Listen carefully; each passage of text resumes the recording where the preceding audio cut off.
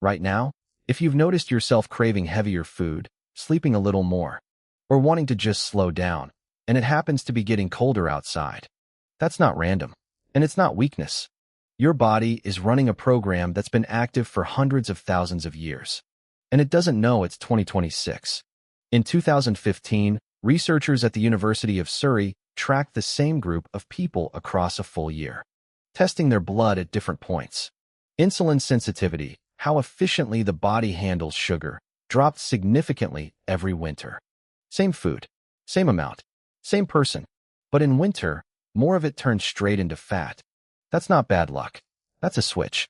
And once you start looking, that switch flips all over the human body the moment the days get shorter. Take appetite.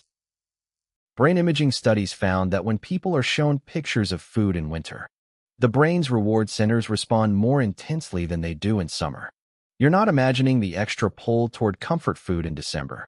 Then there's sleep. As daylight shrinks, your body produces melatonin earlier and for longer.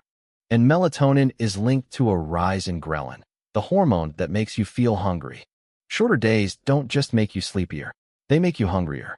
In the 1990s, a researcher named Thomas Ware ran an experiment at the NIH. He put people in near-total darkness for 14 hours a day for weeks. Their sleep split into two distinct chunks, with a quiet waking period in between. A pattern almost nobody in modern life experiences anymore.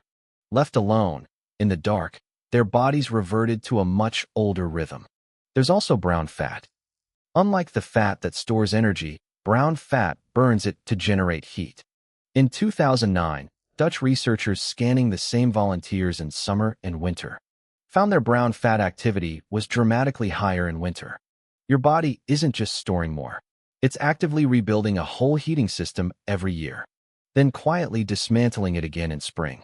So, lower insulin sensitivity, a stronger reward response to food, higher hunger hormones, an entirely different sleep architecture waiting underneath your normal one, and a heating system that switches on and off with the seasons. 5 separate systems, all triggered by the same thing, less daylight. Why would evolution build a body working against itself? It wouldn't. This only makes sense if you go back to what winter actually meant for most of human history. For roughly 2 million years, there were no supermarkets, no refrigeration, no greenhouses.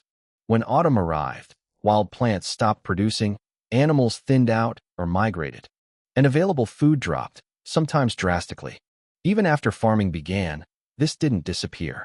In parts of pre-industrial Europe, the weeks before harvest had a name, the hungry gap, when the previous year's stored grain was nearly gone, and the new crop wasn't ready yet. Historical records describe it as the hardest stretch of the entire year, worse than the coldest days of deep winter. In many studied hunter-gatherer societies, the months right before spring were consistently the ones with the highest mortality. Not from cold directly, but from the body simply running out of stored energy. So the body that survived, generation after generation, wasn't the leanest one. It was the one that, every autumn, aggressively prepared for a famine that was coming whether anyone liked it or not.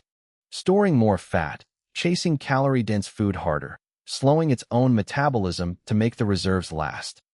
Researchers call this seasonal metabolic adaptation, and it shows up well beyond humans. Bears take it to an extreme. Hyperphagia, weeks of intense overeating before hibernation, driven by hormonal shifts in the same category as the ones in humans, just turned up much higher. We don't hibernate, but we appear to be carrying a faint, unfinished copy of the same instructions. And it isn't just ancient history.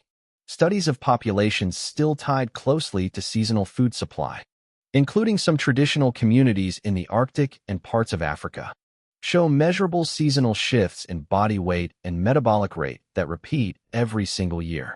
Like clockwork, generation after generation. Here's where it gets uncomfortable for anyone living in a modern city. That entire alarm system, insulin drop, appetite spike, hunger hormone surge, metabolic slowdown, brown fat activation, still switches on every winter in you right now. Except the famine it's preparing you for never arrives. There are supermarkets open at midnight. The signal fires anyway, because the part of your brain sending it has no idea any of that changed. As far as that circuitry is concerned, it's still 50,000 years ago. And winter is coming, and it needs you to eat. And a very modern industry noticed. Food companies didn't invent seasonal cravings, but they learned exactly when those cravings spike. Look at when the heaviest marketing for calorie-dense comfort food and holiday specials lands. Right inside the exact window your biology is already pushing you toward that kind of food. Nobody engineered your winter cravings from scratch. An ancient survival signal that used to be answered by scarce wild food is now being answered by an industry that profits every time you reach for something built to be irresistible.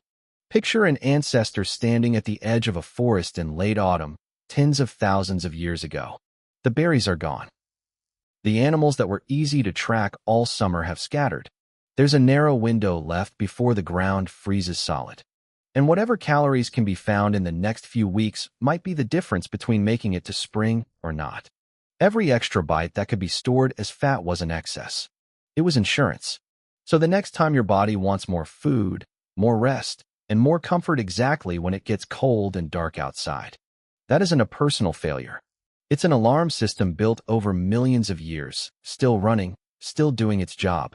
For a famine that, for most of us, is never going to come. The world changed. The body didn't get the memo yet. If you want to dig deeper into any of this, all the research is linked down in the description.